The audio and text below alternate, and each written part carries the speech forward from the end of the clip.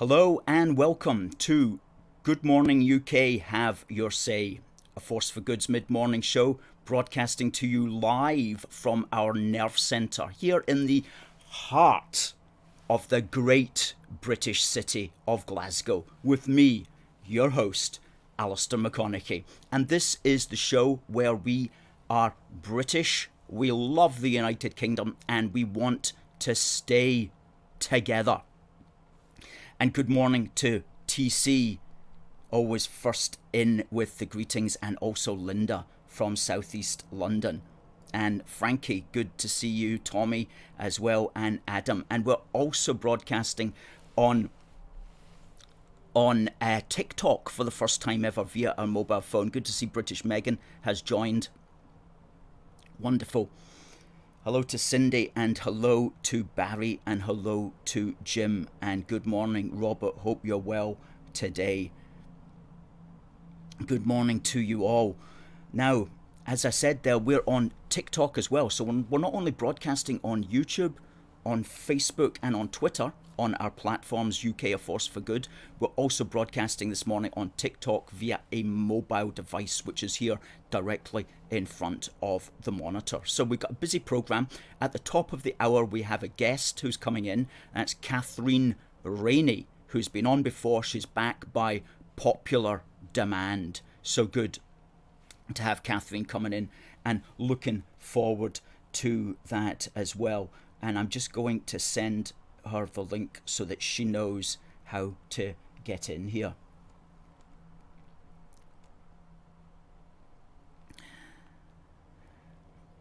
Now, let me just contact our guest to say that we'll be going live at 11. Fantastic. And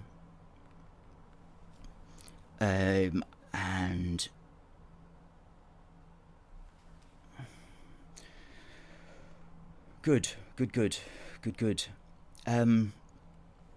So where are we? Yes, send in your thoughts this morning, please, folks, about what on earth is happening with the Cabbage Coalition. Now, you know who I mean by the Cabbage Coalition. That is, of course, the Scottish Separatist Party and the Green Cabbages, led by the Flowerpot Man and Mrs Ful-lub-a-lub. And they are feeling their oat milk at the moment because they have been entered into the prize draw, which is who's going to become a Scottish minister this year. And as we know, becoming a Scottish minister is a great sinecure, an absolute sinecure of the First Order, because basically they're normally on £65,000 a year. That's just to sit on the back benches and say nothing. But when they become a minister, then they are allowed to get an extra 30,000, and that takes them up to something like, let me just get it because I've got the exact figures here, that takes them up to £95,000. So a great sinecure if you can become a Scottish minister. And the question is, what on earth can the Green Cabbages do? I mean, these people have trouble tying their shoelaces, let alone running a country. In fact, they probably don't believe that shoes are a good thing. Shoes are obviously a capitalist invention, and therefore they ideally should reject them, you know. However, that nevertheless, they have proven that they can tie their shoes, so they're now a minister. The Flowerpot Man is a minister, and Mrs Ful-lub-a-lub has also been given a ministerial post. And I'm just going to tell you what they're ministers for in a moment.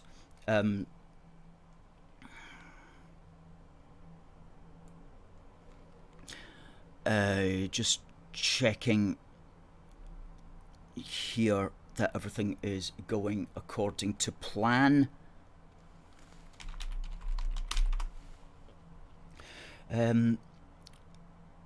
Now, our TikTok, by the way, is doing amazingly well. We now have over 1,100 subscribers, and that's just after being on for a couple of months. So that's going really, really well. And so thank you to everybody who's coming in on TikTok also this morning. Now, Yeah, let me tell you what the Green Cabbages have been doing. In fact, what their remit is. Hi to Kenny, good to see you, and to Mark, and to Catherine. Adam says, what's the latest Scottish news today? Well, it's the, hi Paul, hi Paul.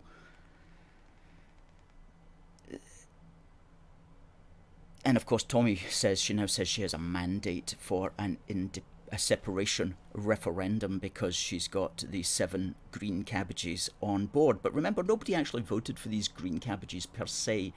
They voted simply because they saw the word Scottish Green. They didn't vote on what their policies were or anything like that. Adam says he doesn't think we can get rid of them. I don't think there's any way, since they have a majority. We're basically powerless. Welcome to Britain's version of North Korea. Indeed. Welcome to Britain's version of North Korea, as Adam says. Well, let's hope it's not that bad. Here's what we're going to say. Okay, we've got that sorted. Now, here's what we're going to say. Here are what the Patrick Harvie is going to be the minister. Okay, he's going to be the minister for zero carbon buildings. Now, what is a zero carbon building, you might ask? Well, I get the impression here what that's going to be is he's going to be the minister for basically charging you hundreds and hundreds of pounds to replace your heating system, your perfectly good gas boiler.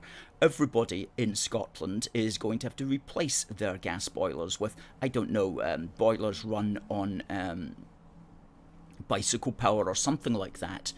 But that's a serious thing that's coming. They're going to try to do that. So they give that a fancy euphemism like zero carbon buildings. He's also the minister for something called active travel.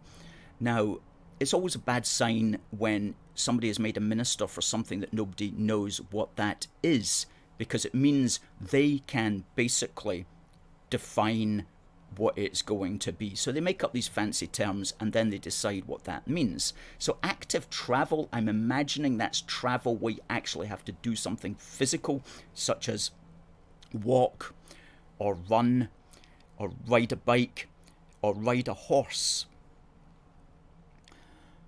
something like that. So I presume that's what active travel means. And he's also going to be the Minister for Tenants' Rights, which may indeed be an important issue, but it hardly needs a ministerial office for it, to be frank with you. That would be something that would come under the housing minister's remit normally. But of course they like to spread all the jobs out and spread all the money out, jobs for the boys and the girls. And so what's Mrs Ful-lub-a-lub going to be doing? Well, she's going to, this is a woman called Lorna Slater that nobody ever knew about this time last year, but is now making the laws for you and I. And somebody that nobody, again, voted for particularly. They voted for her party, and she happened to be at the top of the list of that party. And so she was the person who got elected. So she, Mrs Ful-lub-a-lub, is going to be the Minister for Green Skills. Well, what's a green skill? The thing that immediately comes to mind is like basket weaving. That's a sort of green skill. What else? Beekeeping is a sort of green skill, I suppose. I'm all for those things. We'll find out in time what a green skill is, because no doubt she will be wanting to tell us.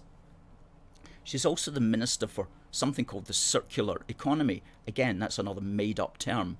As I say, once they start making up terms, always be cautious, because they know what they mean by it, but we don't. And so that puts them at a serious advantage. Circular economy, I suppose that's, I can't imagine it's anything to do with the ring road around Glasgow. But it's a fancy term that no doubt we'll hear about what it means. And unfortunately, she's also the Minister for Biodiversity, which is a huge area. biological diversity. You can get absolutely anything under that banner, and no doubt she will get whatever she can under that banner. Biodiversity, I'd imagine, as far as the Greens are concerned, are things like introducing wolves to children's playgrounds, introducing poisonous snakes to the Hebrides, that sort of thing, you know, stuff that died out many years ago for good reason, but they want to bring back under the banner of biodiversity. But it won't be anything sensible. That's the bottom line. When you're dealing with these people, it won't be anything sensible. And you know, it's pointed out to me, they're very anti-car, of course. And one of the things that the Scottish economy, and especially the Scottish Highlands, needs is an improved road structures, especially around the A9 and the A96. And the Greens will ensure that they sit on that and that none of that happens, because they're anti-car.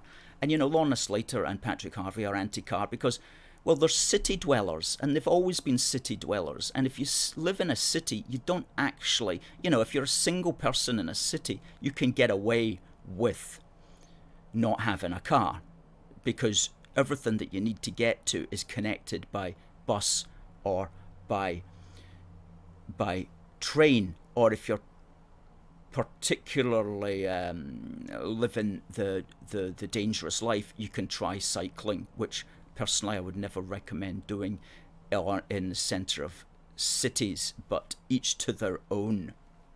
So as single people, they don't, living in cities, they're naturally, why do people need cars? I can get around fine around the city without a car. Why do people need it?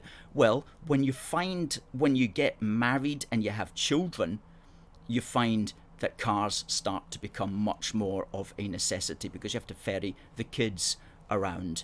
If you live in the country, cars are very necessary for almost everybody. To just get around, just to get to the shops, you need a car. So it's all very well for these single people, these city dwellers who don't have children, to go, I don't need a car. Why can't everybody else not have a car? The point is, you can get away with it because of your unique circumstances, but virtually everybody else needs a car, and that's just common sense. But common sense is not something that you should ever look to the Scottish Cabbage Party to provide.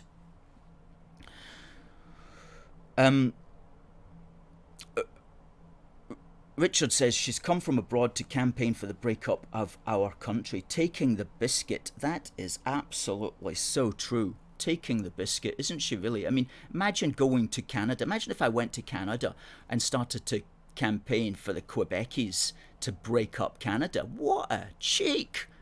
You know, you should dislike me if I did that to Canada. I mean, that would just be such an impertinence. But these people, they just think of themselves as internationalist cosmopolitans. They don't even believe in the idea of the nation in the first place, so they think it's just par for the course. Well, if I ever tell Lorna Slater, if I ever see her face to face, I'll give her a piece of my mind. She shouldn't be doing that. Who does she think she is? Anyway, so that's another thing, Mrs Ful-lub-a-lub and the flower pot man. And of course, as many of you know, the flower pot man got his name many years ago when he lost his parents in a bizarre gardening accident, and he was taken in by a cabbage patch family who, not knowing how to raise the human baby, put him on the windowsill in a flower pot and covered him with compost. And it was when he was sitting on that windowsill and the children were passing every day mocking him that he developed his essential dislike of the rest of the human race, as the children would run on by laughing and joking that Patrick Harvie was a flower pot man sitting in a flower pot. And that's how he grew up. So I guess we have to have some sort of sympathy for the poor chap. But he went on to wreak his vengeance against the normal humans when he was elected to the Scottish Parliament way back when. Again, nobody voted for the guy. He just got in on the back of the name. Good to see Dinka Cola says hello from Bulgaria on TikTok. Good to see you, sir.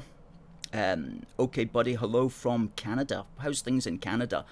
How is Trudeau shaping up?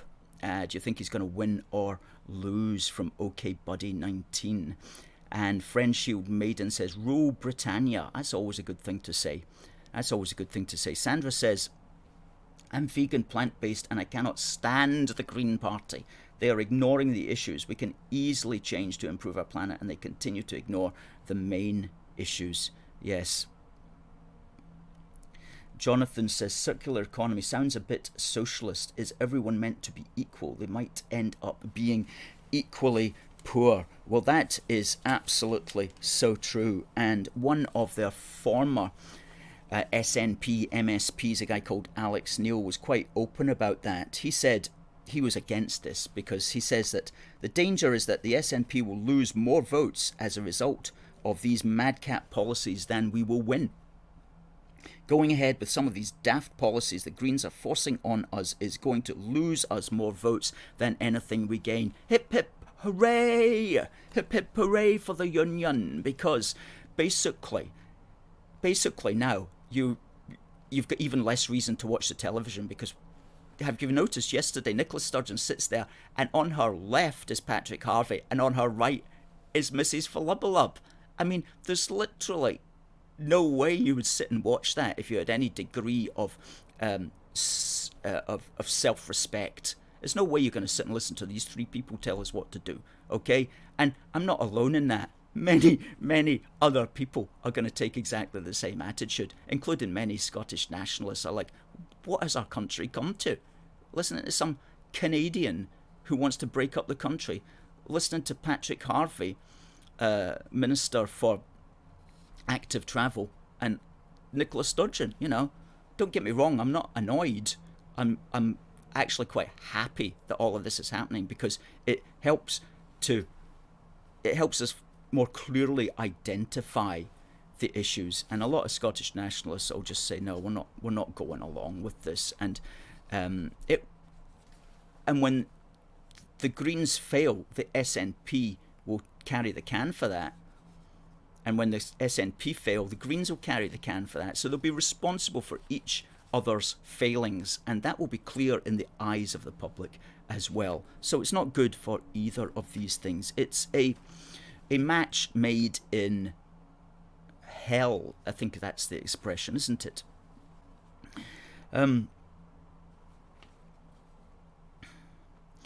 Richard says there's a silver lining to every cloud if the coalition damages the secessionist cause. Now, folks, in 10 minutes we've got our guest coming up at the top of the hour, and I can see that Catherine is already in the waiting room, so we'll be bringing her in at 11 o'clock. That's a wave to Catherine, who can see me, but nobody else can see her at the moment. So, Ibrox Park says, all this green nonsense is totally garbage. They're going to drag us back to the early 1900s. Oh, yes, undoubtedly, if not before even the era of cars. They want to get rid of travel. They want to get rid of motor-powered vehicles. They want to get rid of tourism, and they're very much going up. They're very much into this whole agenda that's happening at the moment, as far as the new order is concerned. They're into all of that. That's why they don't speak out. You would think that the Scottish Cabbage Party would speak out against, for example, Big Pharma, by which I mean big pharmaceutical industries, because that was always, like when I was growing up, if you were into those sorts of things, which I was and am, then you are into things like natural health, and you're into things like your own bodily immune system and things like that. I used to be a natural health therapist, so I know all about that field, and I know all the sorts of people who are involved in that. And there's a lot of people who are very much into just like natural living, and against big pharma and against mass vaccination, against, well, at least against vaccination for things that you don't need to be vaccinated against, put it that way. and against big business and against the authoritarian state and things like that. Yet all of these things the Scottish Cabbage Party are 100% signed up to. They're signed up to that. You know, they're boosting all of that today, and which is huge, certainly a huge weakness. And I don't know what has happened to the Greens. Well, I know exactly. I could write a book actually what happened. When it started off, it was ecological, and it wasn't particularly left-wing or particularly right-wing, but that got taken over essentially by the watermelons. That is the people who are green on the outside and very, very red on the inside. And they took it over and they moved it in a direction which is where it is today, certainly in Scotland, but also in England actually. Lesser so in England, but certainly in Scotland, where today it's very much just a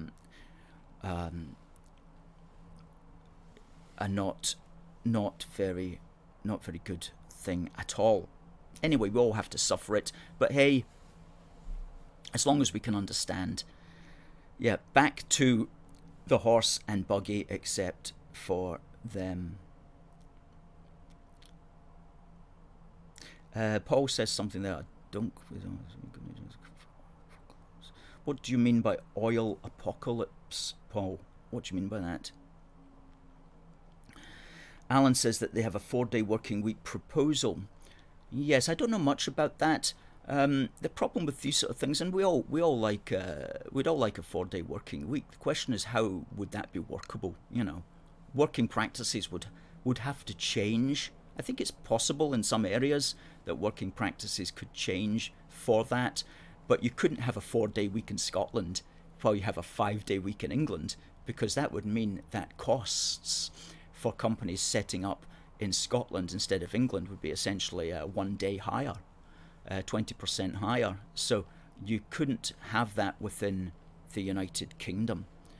You know, you couldn't have a 4-day week in Scotland and a 5-day week in England. That just wouldn't be workable. It would destroy the Scottish economy. So that's something to move very carefully on, I should say.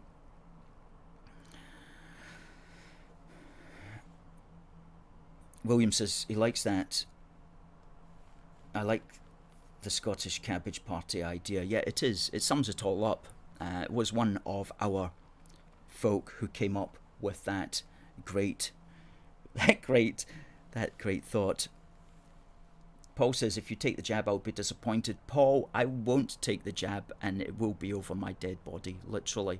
I mean, it's a bottom line for me. I don't need it. I'm a healthy man. I'm prepared. If the system is going to cut me off from things, that's just what it's going to have to do. And we're going to have to build a political movement to overturn that discrimination. And I would say to everybody else as well, hold fast, because we're going to be entering a rocky 2 or 3 years where they're really going to double down and try to push everybody into this unnecessary program. But if you haven't done it yet, just hold fast, and we'll get through it. Thanks, Stephen. Thank you. And of course, it will be the poor who pay the price for this way of living. Now, folks, if you're watching on TikTok at 11 o'clock, we're going to have a guest. But unfortunately, we can't broadcast the guest on TikTok. We can only broadcast the guest via youtube.com/UK, a force for good. And so if you're watching on TikTok at 11 o'clock, when we bring in our guest here on our other platforms, please, if this would end here on TikTok, and if you're interested in watching the guest, go over to youtube.com/UK, a force for good. That's at 11 o'clock if you're on TikTok.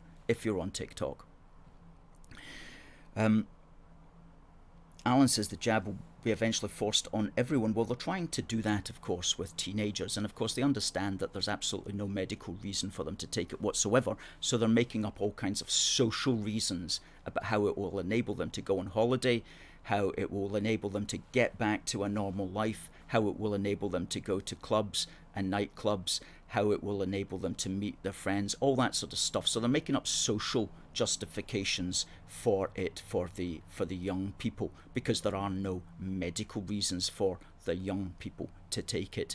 And some young people are going along with that for the social reasons, not for the medical reasons, because they know there are no medical reasons for young people to be taking it.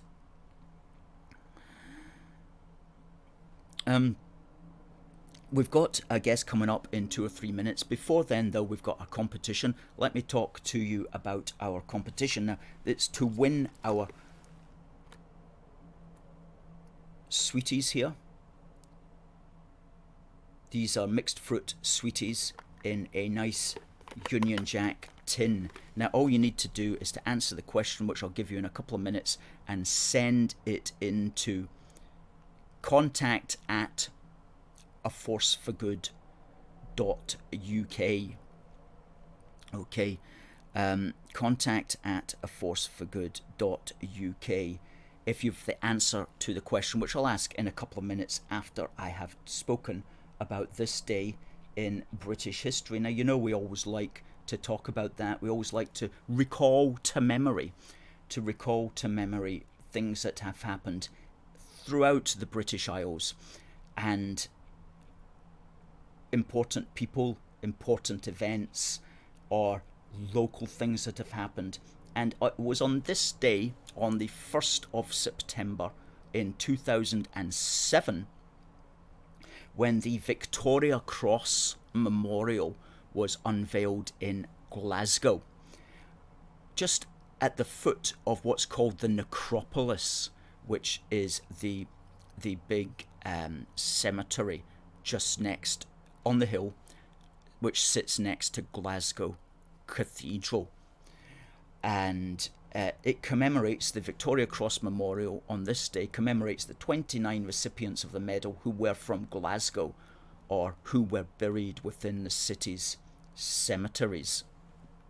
Going right back, and it was erected at the suggestion of Tom Healy, a Victoria Cross enthusiast, after he discovered that one of the first recipients of the medal, who was killed in the Crimean War, James McKechnie of the Scots Guards, was buried in an unmarked grave in the necropolis without even a mention of his bravery.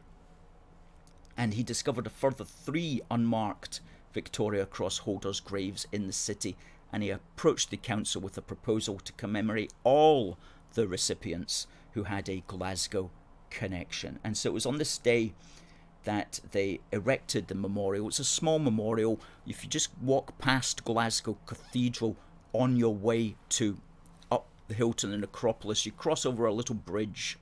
It's called the Bridge of Sighs, and it sits on the Bridge of Sighs just before you go up into the necropolis.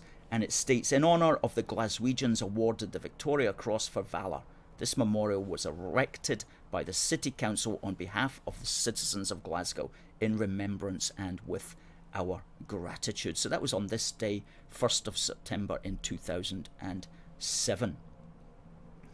Now, we're going to bring on our guest just in a minute, but the question, very simple question, if you were listening to what I just said there, is that it's for this, and the question is, in what great British city on this day, on the 1st of September 2007, was a VC memorial erected? In which city did we erect that memorial on this day back in 2007? That's an easy question, and this tin will go to the first person who sends in the correct answer to that email address. Okay, folks, I know people are loving these sweets, by the way. When they get them, they're saying they're delicious, and I've tasted them, and they are fantastic. So that's an easy win for you guys. Anybody, and if you've done it before, do it again. That's fine. We don't mind. And send in your answer. Now, I'm going to bring in our guest, and let me put on my headphones here. And folk on TikTok, thank you so much for watching. Sound Mate, good to hear from you. And the Hollander 5, good to hear from you guys as well. And good to hear from the legendary and godly Game, who says, I'm half Filipino, half British.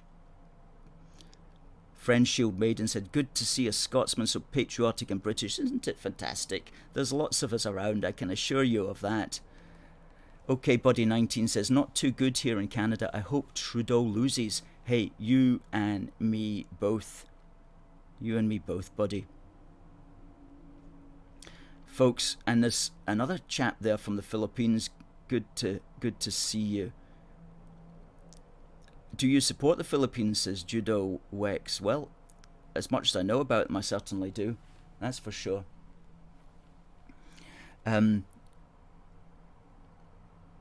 So we're just going to we're going to log off TikTok now, folks. And if you want to see this interview on TikTok, then go over to youtube.com/UK A Force for Good. Good stuff, folks. We'll be back on TikTok next week at 10:30.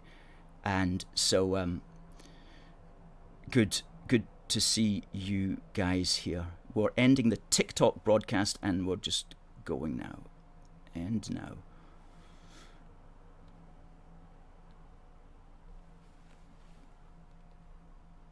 Okay.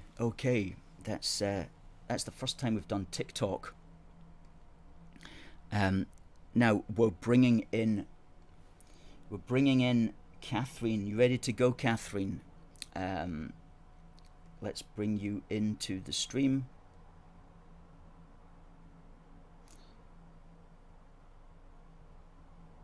Okay, hello. I can see your hand, Catherine. Can I see anything else? Oh, hi. There's something blocking the screen, but it's okay if you can see me. That's good. No, we at this moment we can't see you. We can just see your hand. Right. Okay. Hold on. I'm just going to go back in and do it again. Okay. Okay. No problem. Okay. Hold on. Catherine Rainey is our guest. Can there we go. See me? Absolutely. Hi. We can see you now, Catherine. Hello. Good. Yeah. How's the weather over your end of the country? It's beautiful. Yeah, not a cloud in the sky. It's really beautiful. Yeah. Good. Really hot and sunny. Mm-hmm. Yes, indeed. Now, you're back on by popular demand because you've been on once before, and you've got a lot to say about the situation in Scotland, because you live in Scotland and you live in the West Coast. You don't need to be specific where you live, but you've had your issues as well up here and so on. Now, could you do me a favor, Catherine? Could you refresh your browser again, because you seem to be kind of slowing up there? Yeah, there's something. It was fine, and then it seems to have gone off.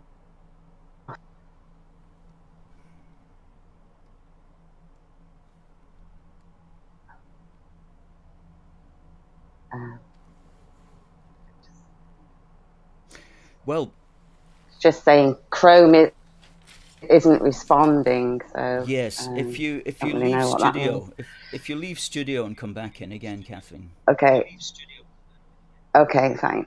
Okay, let's do that. Sorry.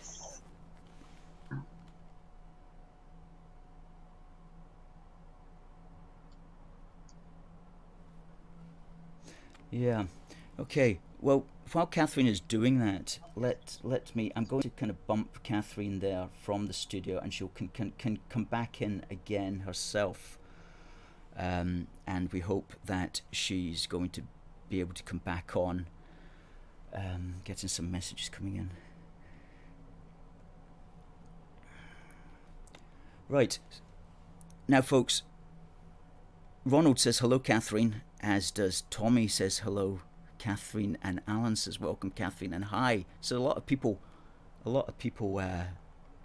looking forward to seeing Catherine there. And John says that Yeah, okay, I know. And TC makes a good point here, folks. Please do share this video. Please do share it, and please click the thumbs up button if you can.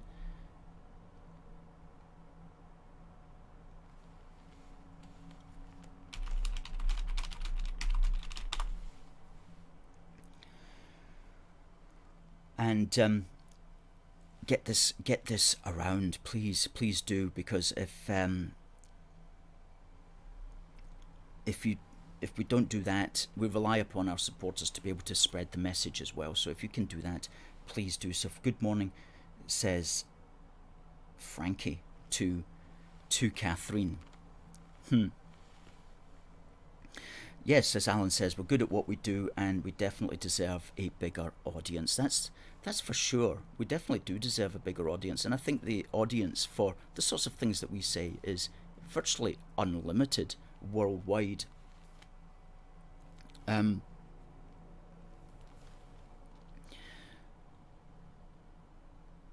to Care B on those things. Yeah, well, while Catherine is trying to get her system sorted there, I think she may be coming back in. We shall see. Here we go. Hey, hi Catherine. Hi, how you doing? Hi. Yeah, not too bad. Do you have are your earphones plugged into the system? Because we can hear a wee bit of an echo there, but just make sure that your earphones are connected and the sound is as low as possible, which allows you to continue to hear what I'm saying. Oh right, okay. Turn my sound down a little bit. Yes, it could just be the sound coming out of your Is that earphones there. Yeah, I think so. Now, Catherine, could you tell us about these demonstrations which are coming up on Thursday outside tomorrow? Tomorrow. Holyrood. What's happening outside the Scottish Parliament tomorrow?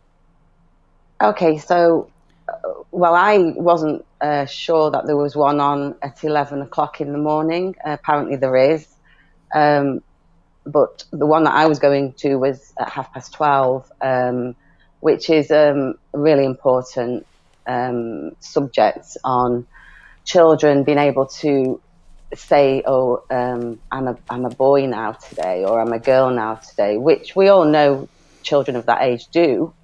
You know, they do say that anyway. It's all part of their natural development growing up.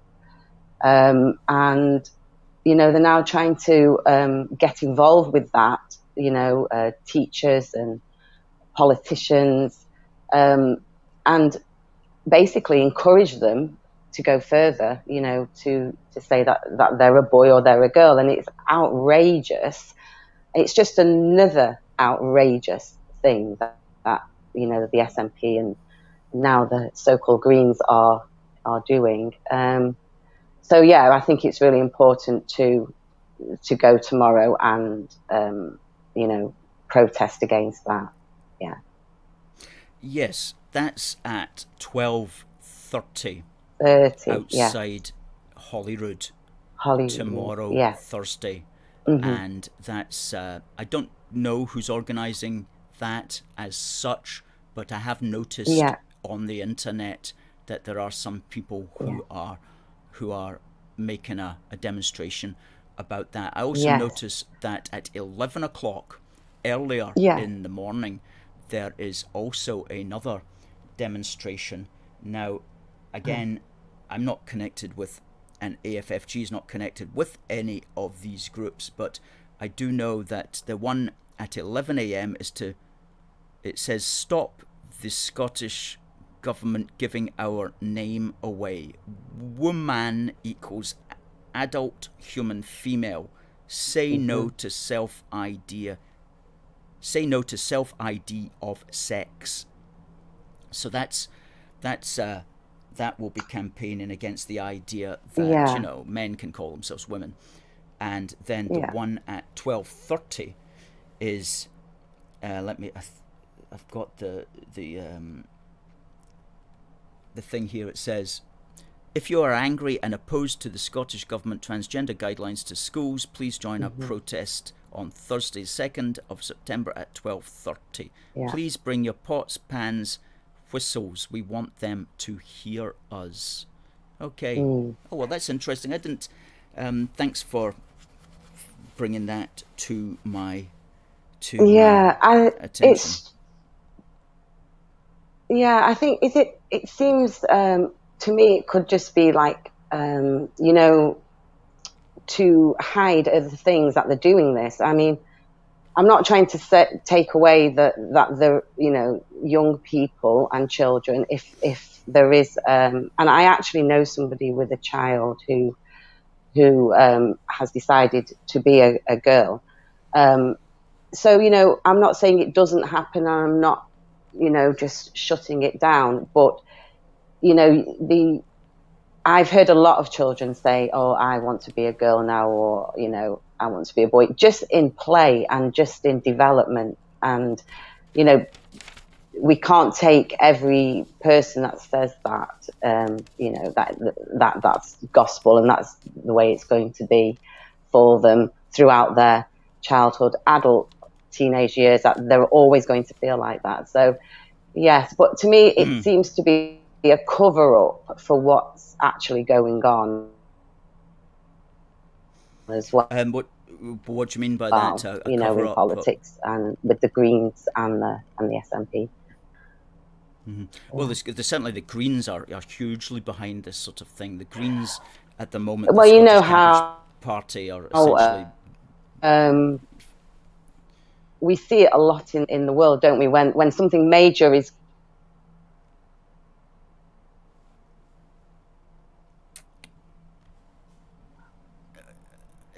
You're freezing again, I'm afraid, Catherine.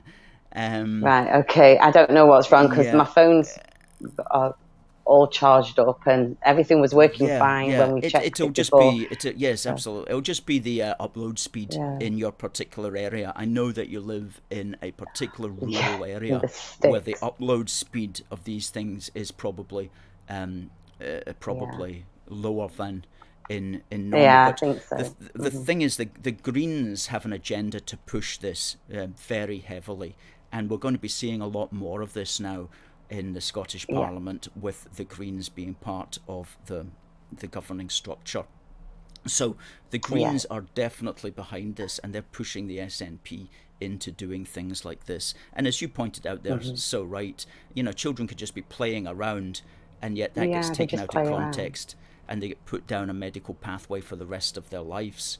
And that, I've always believed that anybody who obsesses about that, anybody who thinks that little infants like that are able to tell them, and people who obsess basically with the sexuality of infants are essentially paedophiles in all but name. And they shouldn't be allowed to get away with pretending that they're not. No. If as a parent you feel like there's a problem with your child, then you would seek professional advice yourself. You don't, as a parent, you are watching your child. You don't need these politicians unless they have to get involved,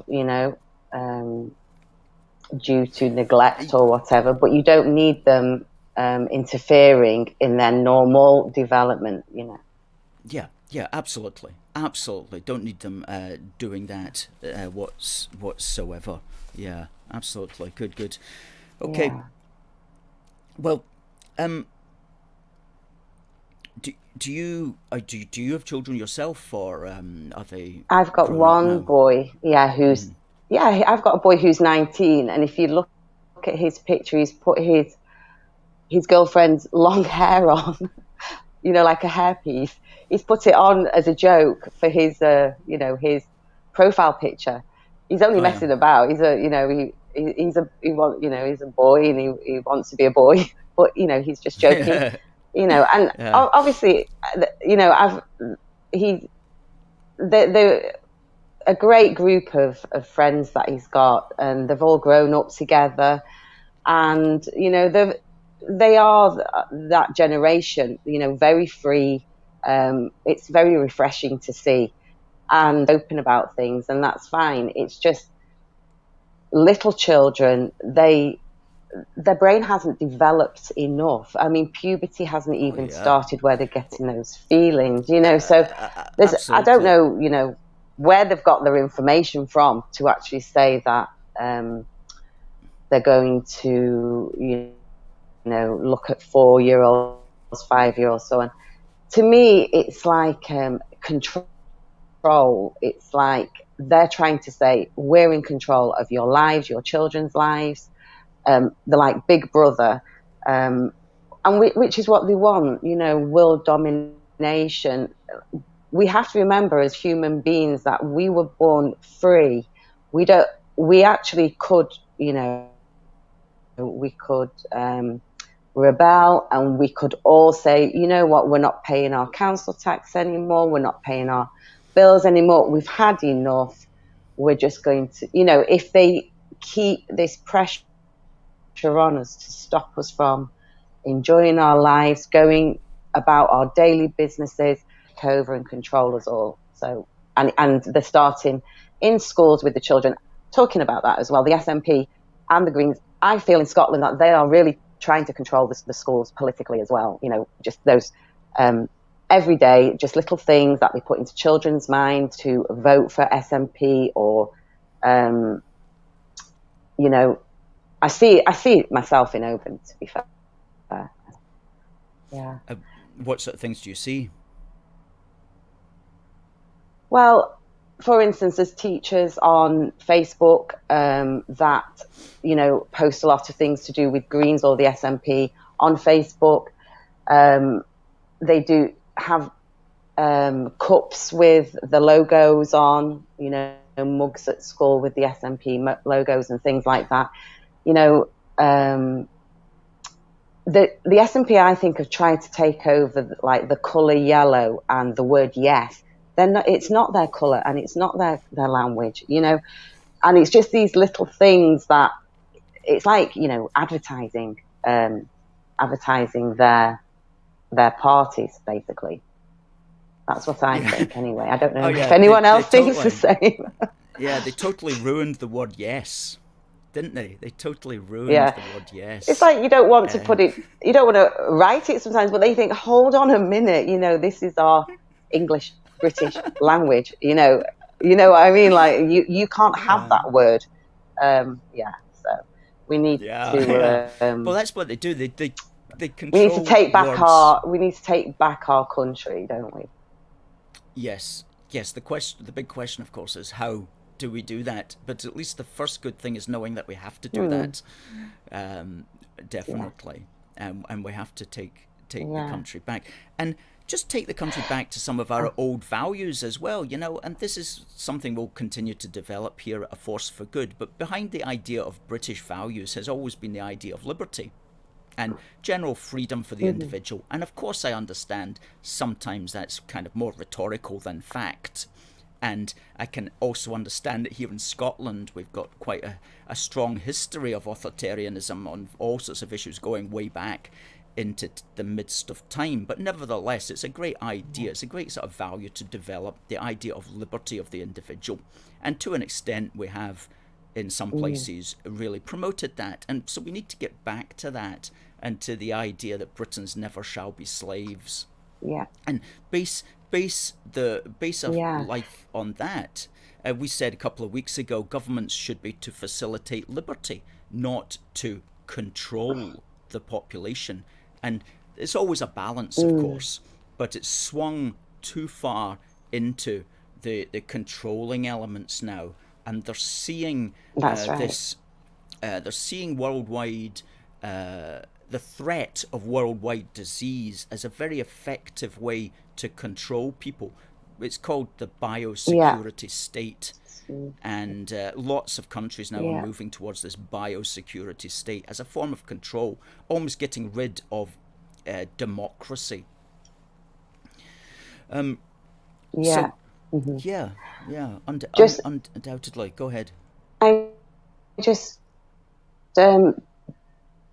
just before my screen freezes completely, can I just ask the listeners and the supporters if they watched the interview with Nancy Delilo? It was on GB News actually the other night, and she was saying that she was loved living in London, and she was a Remainer, but she said she understood, and it was the right thing for Britain to be out of Europe, because we have such a different history, and we will make it out of Europe. Britain will make it absolutely fine, because we have our own uniqueness, and we have such a different.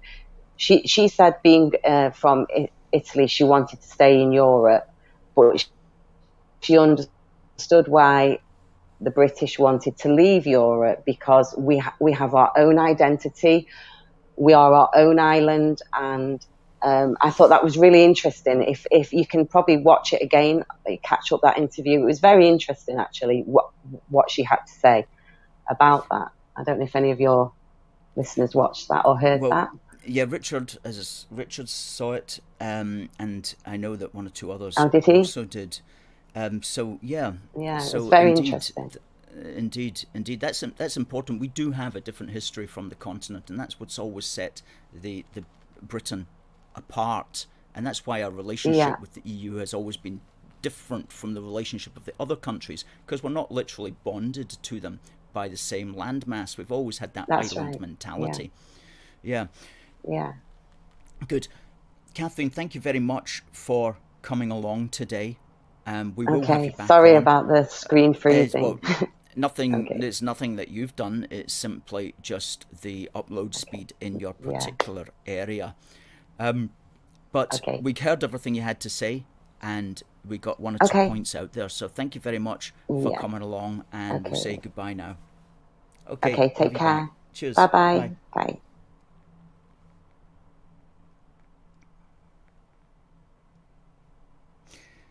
Aye, good to see Catherine there. Thank you very much for coming along, Catherine. Richard says you did very well. Thanks to our guest, Catherine. Now, if anybody else would like to be a guest, if you've got something to say and you've got a good upload connection on a mobile phone or a laptop or a webcam on your browser or whatever, then please do give us a mention, and we'll consider seeing if we can link up, because it's always good to have another face on for 20 minutes, and quite a few of us, of course, have got something to say. Frankie says, thank you, Catherine. Excellent. As does Tommy. Well done, Catherine. Thanks very much. Thanks very much for that. Yeah. So I'm going to find out who won the competition, and the competition was for this set of sweeties. Now let me just bring up that and see what we've got here.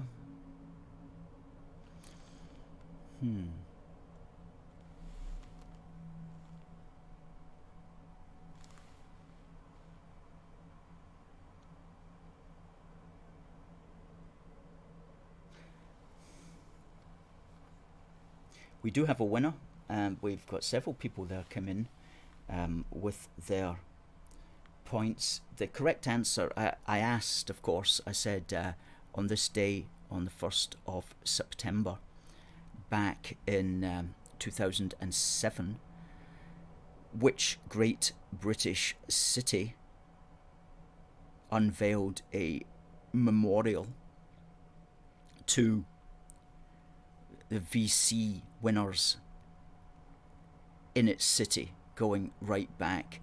And the answer was, of course, Glasgow. The answer was Glasgow. And we do have a winner.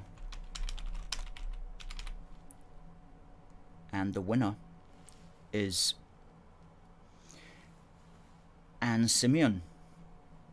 Congratulations to you, Anne. Well done for winning that. This will be winging its way to you this afternoon. So please, if you could, using that same email address, just send us your mailing details and we'll get this in the post to you straight away. Good stuff. Good stuff. Tommy says, well done, Anne.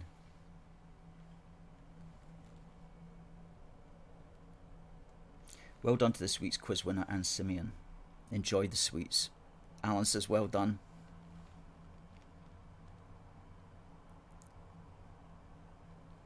Good, good.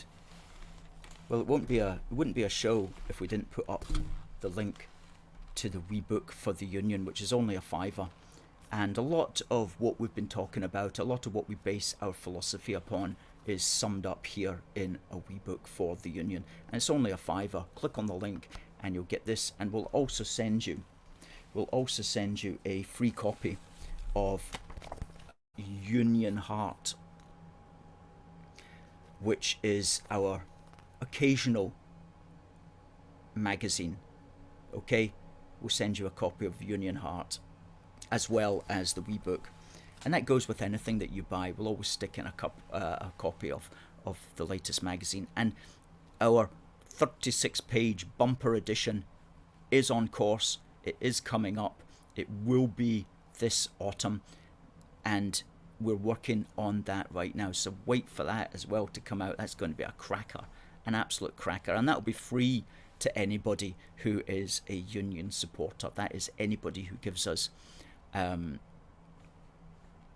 £5 a month. Anybody who chips in with a £5 a month gets all our magazines free whenever they're released, and also gets a free Union Heart badge. Okay, that goes out to all Union supporters as well, free of charge. That's worth a £5. So that goes to you free if you're a Union supporter. And we totally depend upon our Union supporters. But if you don't want to become a Union supporter, you can still buy this. And we'll put the link up there for that also. Good. Arnie.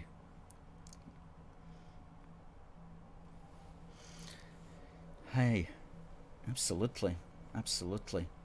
So, folks, we did something a wee bit different today for the first half hour, as well as broadcasting on this program on these platforms, YouTube, Facebook and Twitter. We were also on TikTok for the first half hour via our mobile device. So that was a fourth platform that we're broadcasting on now. We just keep getting the message out in whatever way we possibly can.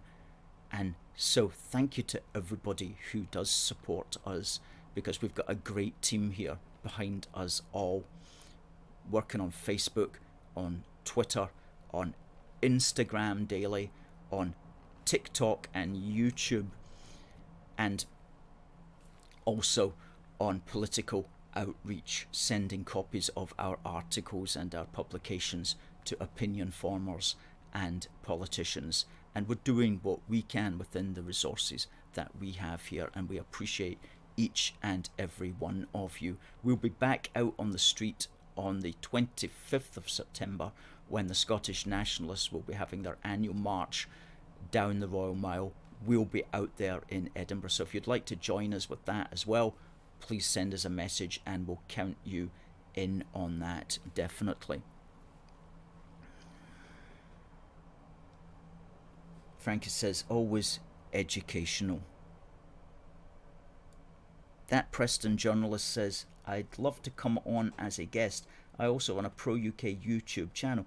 Okay, that Preston journalist, let's talk about that then. And we've got a guest for next week. We could have you the week after. We'll speak about that, Preston journalist. Good to see Christopher. Great TikTok news. Cheers. Do you know we've got a video there that's got well over 60,000 views. We've got another video that's got over 50,000 views, and they're all averaging at least 1,000 views on average, and usually much more, sometimes up to 10, 12, 15,000 views. And these videos just keep, once they're up there, they just keep rotating through people's phones, and works via some unusual algorithm, but it will just come up without you even noticing that you wanted to see it, and you'll see it. And it's a very powerful way to reach a slightly different demographic. And just, we're the only Unionists on there, and so we're really doing awfully important work. And so thank you to everybody who supports us on there. That's fantastic. Ibrox Park says, love my Union Heart badge, never off my coats. Yes, yes.